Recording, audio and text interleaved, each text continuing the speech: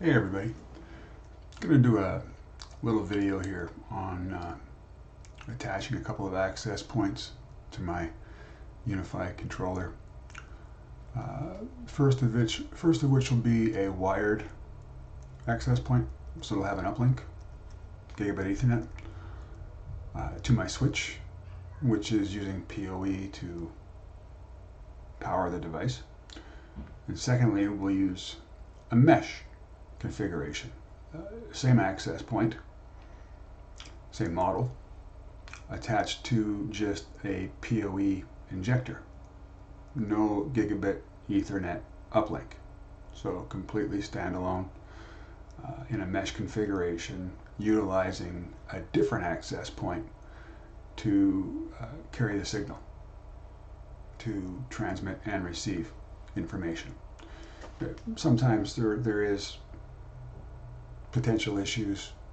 Wired is always better, but you may not be able to have a wire in the area where you want to have wireless connectivity.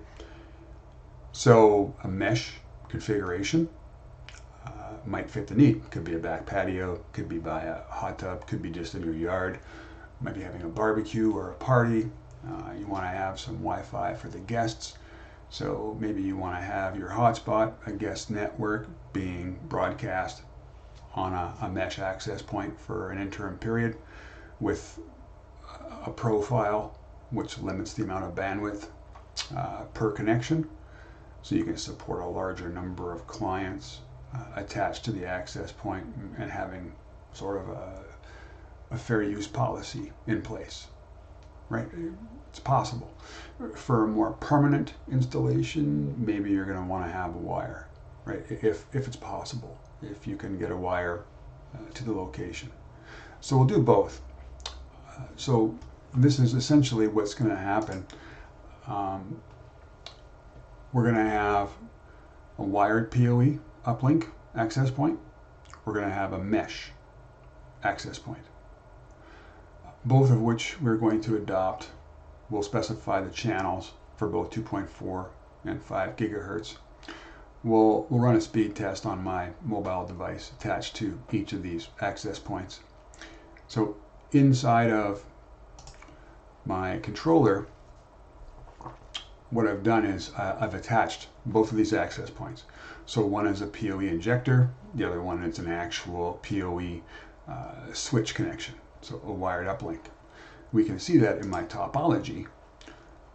Here is the PoE injector unit, so there isn't any physical connectivity to my infrastructure.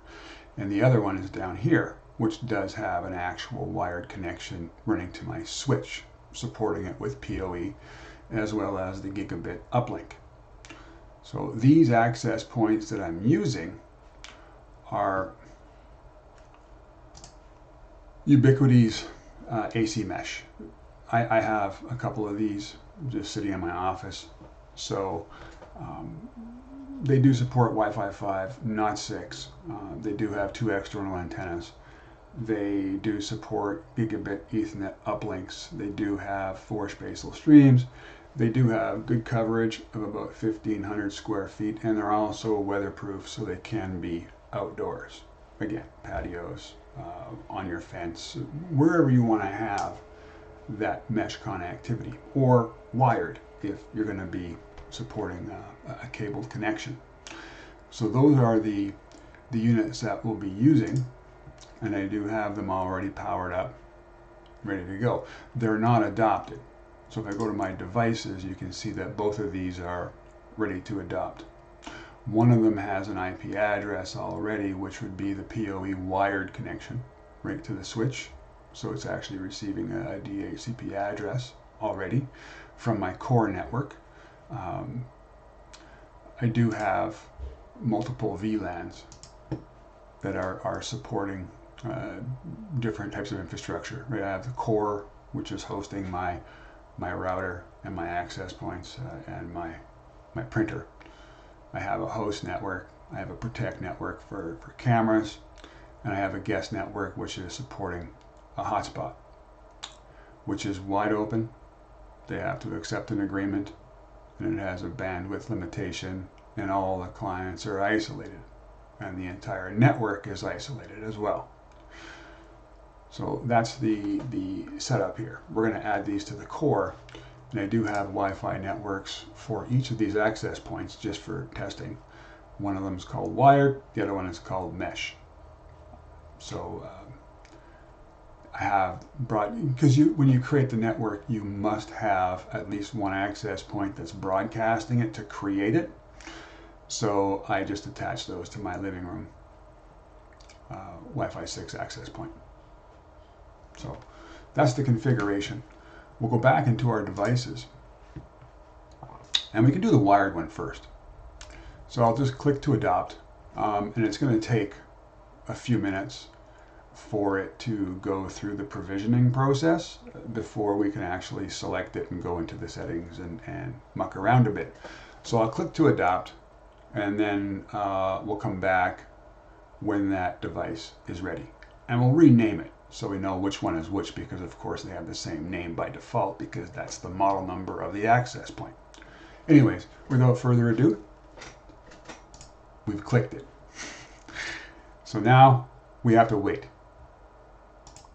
Okay, so that first one is now up to date and it is available.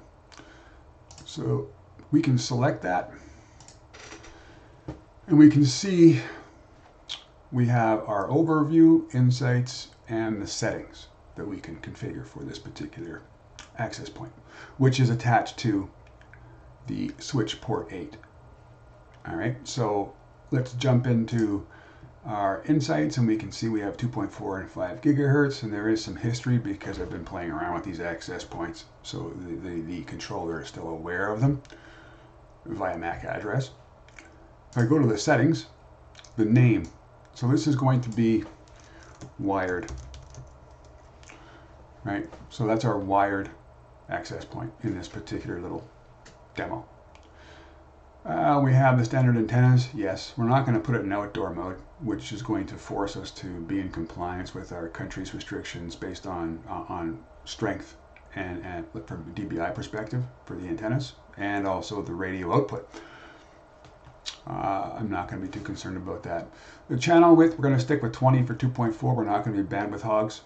I know there's a few of my neighbors, when I look at the wireless diagram, there's a few neighbors that are running their 2.4s in the 40 megahertz channel width, which really saturates a lot of the 1 through 11 channels. Not a very nice thing to do to your neighbors. Makes it very noisy, lots of interference. If you're in the country, well then for sure, yeah, run 40. Better throughput. You're not affecting anybody. We're going to leave it at 20. For the channel, auto is by default. We can take a quick peek at our wireless radio interface and see what kind of networks are visible, and perhaps pick a channel that is going to be having less interference. It's pretty busy around here, so we'll see what we can do. And we'll do the same thing for the 5 gigahertz as well. Right, so the channel width by default is 40. I usually stick mine on 80. We'll just leave it at 40 for this adoption. Channel, again, we'll change this according to what we see. I'll probably pick a DFS channel. I'm not near any kind of emergency services or military installations or any other kind of network which would take priority over mine.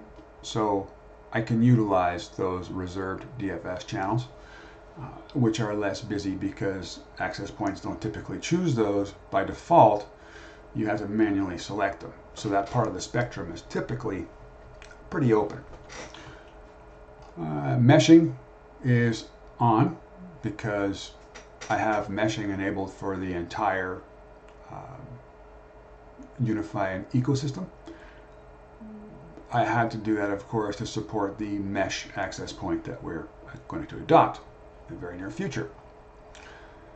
We're using DHCP. The LEDs are on. We can turn those off, but pretty standard here. I just want to apply the change to the name. And once that is done getting ready, we're going to jump over here to our radios and just take a look at the environment. And again, like it looks like we're not seeing a lot of these that are available over here, but 11 is just as busy.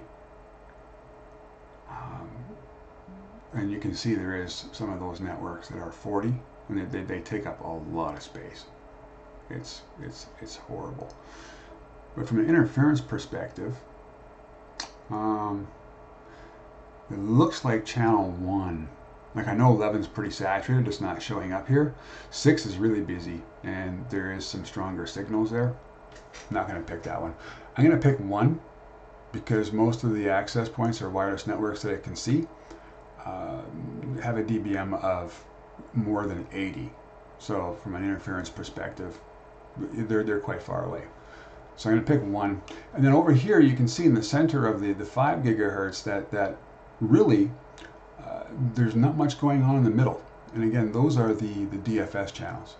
So I can pick like around a 90, and I'll pick around like a 130 for the other when we bring it up. And those are not going to be busy or interfered with in any kind of way, really. So we'll go back to our devices, and I'm going to select that wired access point once again, jump into the settings, and for the 2.4, 1 seemed to be decent just because of the lack of signal strength for the wireless networks that are broadcasting in the near vicinity. And for the 5 gigahertz, really anything that was in the DFS, so around like let's say 100, right? There was nothing there. It gives you a warning when you select that because it has to go and verify there's nothing in that range from a frequency perspective that takes priority, like military installations, emergency services, right?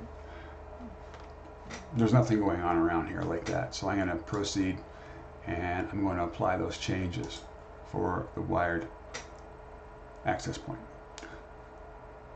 Now I'm still going to have to specify what network this access point is going to be broadcasting. So if I go back to my settings and I go into my Wi-Fi networks, the wired network, I am going to deselect the original access point that was being used, and I'm going to specify the ACM that we've just adopted as being the only access point that's broadcasting this wired SSID. So that's done. That's completed. So while we're waiting for stuff to happen, we're going to adopt this other ACM, the mesh configuration. So I'm going to click to adopt. It's going to take a few minutes. So I'll pause and we'll come back when it's ready. Alright, so there happens to be an update available for that access point. It hasn't been on for quite a while. So we're going to let that update. It tells me that there is an estimated time of 3 minutes. So we'll come back when it's ready to go. Alright, so everything is updated, and we just got to do the configuration. Rename it, attach it to a wireless network, modify the channels for the radios 2.4 and 5 gigahertz. But you can see already the uplink here is mesh, right? It's different. Everything else is gigabit Ethernet. This is mesh, standalone. There's no uplink. It has to use wireless to transmit and receive. So we're going to select this, and over here on the insights you can see the channel configuration right now. It has not much going on, which we'd expect because it doesn't have any associated SSIDs. It did do the update, so that's fine. If we go to the settings, from a name perspective, we're going to call this one mesh. Well, I'll put mesh AP. How's that? Antennas are standard. We're not going to do outdoor mode. We're going to stick with 20 from a channel perspective because they're beside each other in my office here. I don't want to pick channel 1 because of course they're both going to be on channel 1 just shouting. So I'll pick 11. 11 didn't show us any networks that were visible, which really is unlikely, but we'll pick 11. And that of course is going to have no frequency bleed from one access point to another, right? 1, 6, and 11, as long as you stick with 20 megahertz, they're completely isolated. So we'll pick 11. We'll leave it as auto for the transmit power. For the 5 gigahertz, we'll still stick with the default 40 for a width. From a channel configuration, you can't modify this because it has an association with its uplink access point that it's using for the mesh. So we can see in my radios that this access point, the mesh, has a connection to my router access point. It's in close proximity, so it makes sense. It's on the other side of the wall. So this is the association. There is the little link that defines that. For the transmit power, you can see it's auto. For the wired access point, it's on auto. The rest of them are all just told to scream as loud as they can in my environment. So the 5 gigahertz, we can't change the channel because it's going to be utilizing the same channel as its parent object, which in this case is going to be my Dream Machine access point. So that configuration is done. We now have to go back into my settings, into the Wi-Fi, and add that access point to, oh, the name didn't update. I forgot to save the changes. Right? Okay, let's go back here real quick. And we're going to go into this guy, go back into the settings, and we're going to save this as mesh, mesh AP. And we'll apply those changes. There. So now it's going to be getting ready. You can see also the Dream Machine access point had to get ready as well because of the association. So it had to make that change as well. But now it's showing up as Mesh AP.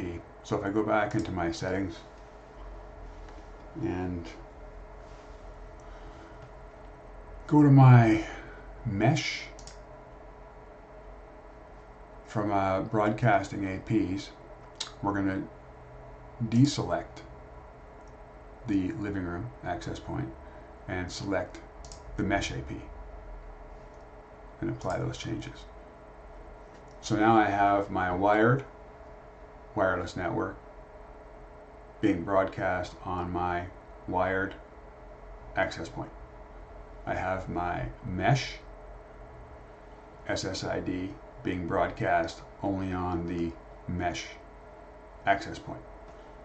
So now I can make a connection to either of those networks from my mobile device, and we can run a speed test and see what's what. All right, so I'll be a few ticks and I'll get that set up. All right, so here we have my phone, and it's attached to the wired access point. And there's the speed test app. It tells me I'm connected to the internet, which is fine. So we'll click and we'll see what we get.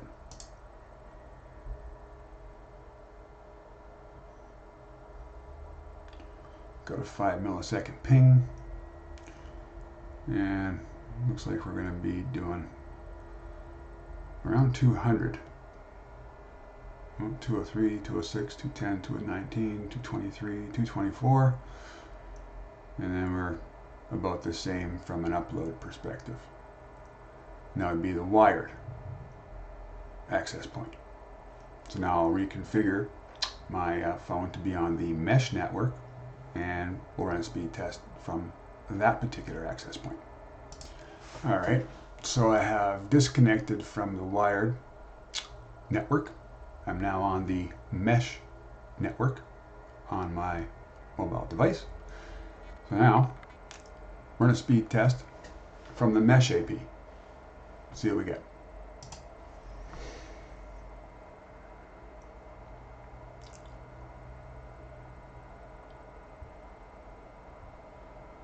Alright, so it looks like it's a little bit less, like our ping is 9 milliseconds compared to 5. And it looks like our throughput is tapping out at around 122. Not terrible. And my upload is going to be about 120 as well, 122. So it's pretty much the same on both sides, which is fine. So from a wired perspective, it's always better. We had over 200. Right, with this particular access point.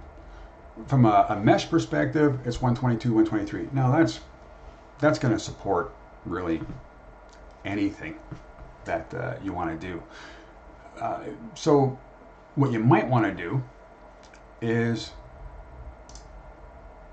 utilize a mesh system like that for a barbecue, a gathering, or what have you, but create a profile, right, for a Wi-Fi speed limit. And there's my guest network, and I have it set for 10 meg. So connect, it's free, it's open, but 10 meg is all you get. So you can support a lot more clients, and they're still going to be able to do stuff. It just may take a bit longer for them to, buffer content. But fair use, right? If you need to support a large number of people, well, putting a speed limit in place would be favorable. If you're not having a gathering, there's not a lot of people, and it's going to be just a couple of people in the area where the mesh access point is servicing them, just leave it wide open, right? And that's going to support really anything they want, and it's super simple. Right? All you got to do is just have the PoE injector running power to that and attach it to the wall or a table, a pole, a fence post, wherever. Right? It doesn't require a wired uplink. It just requires a wire to support PoE, power over Ethernet. It's great, and as you move it around, it should reassociate to other access points that are in closer proximity or have a stronger signal. So once it's set up, really you can move it around wherever you may need to have wireless coverage, in your garage, back patio, by the barbecue, farther out in your property, so as a hot point, right? Heck, great idea, not a lot of configuration, easy to do, relatively inexpensive when you think about it, right? $132 Canadian. And it's narrow, right? It has a nice, easy to hide profile. There are newer access points. They have a new Ultra, which is also weatherproof. Also supports external antennas, but it is Wi-Fi 5 as well, and it is a very inexpensive option. I don't believe it has the same coverage area. I think it's 1250 instead of 1500, but we're splitting hairs for what it is that you're trying to accomplish. Depending on what you're trying to accomplish, Ubiquiti has access points to fit your needs. So, inexpensive option, meshing, wired uplink, both supported, both a great idea, depending on what your needs are. Wired is always better. If you can run a cable, always choose to do that. However, that concludes our little scenario here. So, PoE uplink on gigabit Ethernet, a mesh adoption, configured the channels, ran speed tests, we'd seen the difference, wired's a bit better, mesh is still absolutely fine, depending on what the intended purposes are. But yeah, there's options. fantastic options. Anyways, hope you enjoyed this, and we'll see you back here soon. Thanks.